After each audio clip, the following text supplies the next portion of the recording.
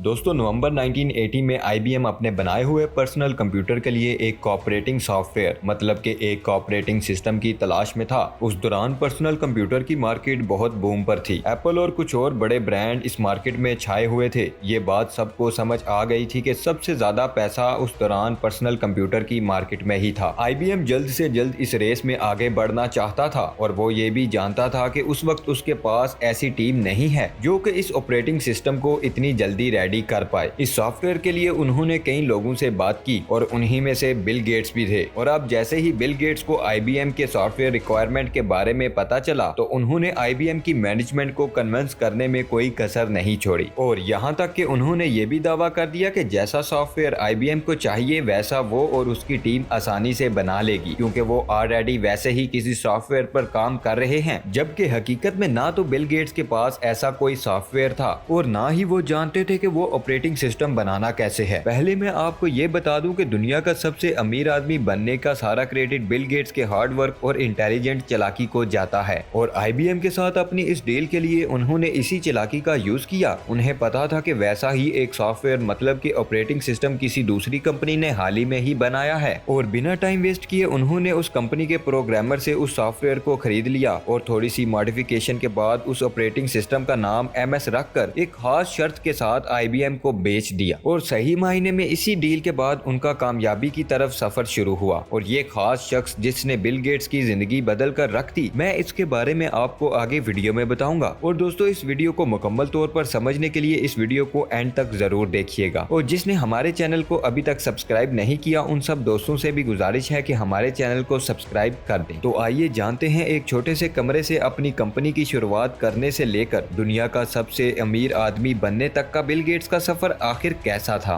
William Henry gets, जिन्हें कि हम बिल गेट्स के नाम से जानते हैं। दोस्तों बिल गेट्स 28 अक्टूबर 1955 में वाशिंगटन में एक अपर मिडिल क्लास फैमिली में पैदा हुए थे। बिल गेट्स के फादर एक सीनियर लॉयर थे और बिल गेट्स पढ़ाई में काफी अच्छे थे, स्पेशली मैथ एंड साइंस में। जब ये 13 साल के थे इनके पेरेंट्स ने इनका एडमिशन वाशिंगटन के सबसे अच्छे स्कूल जिसका नाम लेक साइड स्कूल था वहाँ करवा दिया। उस टाइम लेक साइड स्कूल अपने एडमिशन क्राइटेरिया के लिए बहुत ज्यादा फेमस था और सिर्फ सबसे शार्प स्टूडेंट को ही एडमिशन देता था। और दोस्तों ये दौर है साल 1968 से 1969 का, जहां एक तरफ बिल गेट्स ने लेक साइड स्कूल में एडमिशन लिया और वहीं दूसरी तरफ अमेरिका के नील आर्मस्ट्रांग दुनिया के पहले आदमी बने जिन्होंने मून पर कदम रखा। इस इवेंट ने दुनिया को टेक्नोलॉजी और कंप्यूटर की पावर का एहसास दिला दिया। पर दोस्तों उस दौरान के कंप्यूटर आज के आम कंप्यूटर के मुकाबले में बहुत ज्यादा महंगे और बड़े हुआ करते थे और बहुत ज्यादा लोग चाहिए होते थे उस कंप्यूटर को चलाने के लिए। और उस वक्त के स्कूल ये सोच भी नहीं सकते थे कि वो कंप्यूटर खरीदें और अपने स्टूडेंट्स को कंप्यूटर के बारे में ज्यादा इन्फॉर्म करें। लेकिन एक सीटल कंपनी ने इस लेक साइड स्कूल के साथ कॉन्ट्रैक्ट किया जिसके तहत लेक साइड स्कूल के स्टूडेंट उस कंपनी का कंप्यूटर यूज कर सकते थे एक टेलीटाइप लिंक के जरिए। अब बिल गेट्स दुनिया के उन चंद खुशकिस्मत बच्चों में से एक थे जिनके पास उस वक्त कंप्यूटर का एक्सेस था और बिल गेट्स का इंटरेस्ट कंप्यूटर में कुछ इस कदर बढ़ गया कि वो अपना मैक्सिमम फ्री टाइम सिर्फ कंप्यूटर लैब में ही स्पेंड करने लगे। कुछ ही टाइम बाद इसी कंप्यूटर लैब में उनकी मुलाकात अपने एक सीनियर पॉल एलन से हुई जो कि उनसे 2 साल बड़े थे। दोनों का ही कंप्यूटर में बहुत लगाव था और इसी कॉमन इंटरेस्ट की वजह से ये मुलाकात बहुत जल्द एक दोस्ती में बदल गई। उसके बाद ये दोनों साथ मिलकर कई सॉफ्टवेयर प्रोग्राम पर काम करने लगे और 1970 में जब बिल गेट्स 15 साल के थे तब इन दोनों ने मिलकर अपनी एरिया के ट्रैफिक फ्लो मेजर करने वाला एक सॉफ्टवेयर बनाया जिसका नाम था ट्रैफो डाटा। इस प्रोजेक्ट के लिए इन दोनों को $20,000 मिले जो कि आज के हिसाब से 15 लाख के बराबर हैं। अब इन दोनों का मानना था कि ये साथ मिलकर अपना बिजनेस शुरू करें, पर बिल गेट्स के पेरेंट्स चाहते थे कि ये एक लॉयर बने और इसी वजह से बिल गेट्स ने अपनी लॉ की पढ़ाई के लिए हार्वर्ड यूनिवर्सिटी ज्वाइन कर ली। उधर पॉल ने भी वाशिंगटन स्टेट यूनिवर्सिटी में अपनी आगे की पढ़ाई शुरू कर दी। पर कंप्यूटर्स के साथ बिल गेट्स का लगाव इतना ज्यादा था कि वो हार्वर्ड यूनिवर्सिटी में भी ज्यादातर टाइम कंप्यूटर लैब में ही स्पेंड करते थे और इसी वजह से वो अपने लॉ के सब्जेक्ट में बस एवरेज ही परफॉर्म कर पा रहे थे। एंड फाइनली 1975 में बिल गेट्स ने कॉलेज से ड्रॉप ऑफ कर दिया। इसी दौरान पॉल वाशिंगटन शिफ्ट हो चुके थे और वो एक दिन एक मैगजीन लेकर बिल गेट्स के पास पहुंचे। उस मैगजीन में अल्टर 8800 मिनी कंप्यूटर किट के बारे में एक आर्टिकल लिखा हुआ था। उस आर्टिकल को पढ़ते ही बिल गेट्स समझ गए कि आने वाला टाइम पर्सनल कंप्यूटर का ही है। अब दोनों ये सोचने लगे कि आखिर इस रेवोल्यूशनल प्रोडक्ट का हिस्सा कैसे बने और कैसे अपने बिजनेस की शुरुआत करें। और इसके इसके बाद उन्होंने अल्टर 8800 बनाने वाली कंपनी MITS में कॉल किया और उन्हें बोला कि हम दोनों एक सॉफ्टवेयर प्रोग्राम पर काम कर रहे हैं जिस पर के अल्टर 8800 इफेक्टिवली ऑपरेट कर पाएगा, जबकि बिल गेट्स और पॉल एलन के पास ऐसा कोई भी प्रोग्राम नहीं था। इन्होंने बस ये जानने के लिए कॉल किया था कि MITS को ऐसे कोई सॉफ्टवेयर की जरूरत है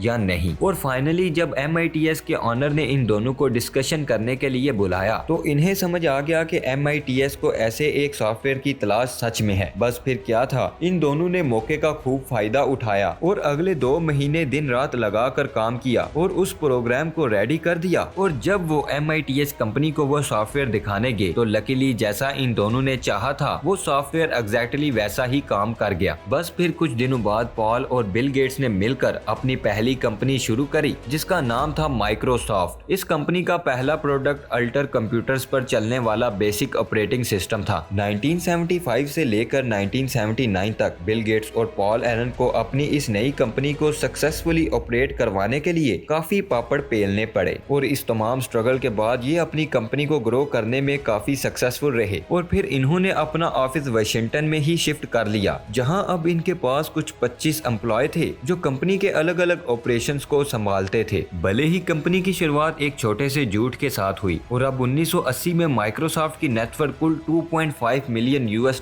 तक पहुंच गई थी। और इसी साल 23 साल की उम्र में बिल गेट्स को हेड ऑफ कंपनी भी बना दिया गया। हेड ऑफ कंपनी होने के बावजूद भी कई बार बिल गेट्स अपने एम्प्लॉय के थ्रू बनाए गए सॉफ्टवेयर की हर एक लाइन को कोड बारीकी से रिव्यू करते थे और कई बार तो वो खुद ही कोड लिखने भी बैठ जाते थे। दोस्तों अब शुरुआत होती है उस दौर की जब बड़े बड़े ब्रांड्स पर्सनल कंप्यूटर की रेस में एंटर होने लगे। और जैसा कि मैंने आपको वीडियो के स्टार्टिंग में बताया था कि IBM भी इस पूरी रेस में आगे बढ़ने के लिए तैयार था। और अब दोस्तों मैं आपको बताऊंगा कि आखिर वो खास चीज थी क्या जिसने बिल गेट्स को पूरी दुनिया से अमीर बना दिया। एक्चुअली हुआ ये था कि जब बिल गेट्स ने IBM को MS $20,000 में बेचा तो IBM ने बिल गेट्स से उस सॉफ्टवेयर का सोर्स कोड भी मांग लिया। पर IBM को सोर्स कोड देने के बजाय बिल गेट्स ने उनके आगे ये शर्त रख दी कि जिस भी कंप्यूटर में IBM अब ये सॉफ्टवेयर इंस्टॉल करेगा उसे हर उस कंप्यूटर में सॉफ्टवेयर इंस्टॉल करने के लिए माइक्रोसॉफ्ट को एक लाइसेंस फीस देनी पड़ेगी। और इसके बाद कई अलग अलग कंपनीज ने भी अपने कंप्यूटर्स लॉन्च किए और बिल गेट्स ने सबके साथ इसी सेम शर्त पर काम किया। और देखते ही देखते माइक्रोसॉफ्ट की ग्रोथ कई गुना बढ़ गई और माइक्रोसॉफ्ट का टोटल स्टाफ 25 से बढ़कर 128 तक पहुंच गया। और इस साल माइक्रोसॉफ्ट का रेवेन्यू भी बढ़कर $16 मिलियन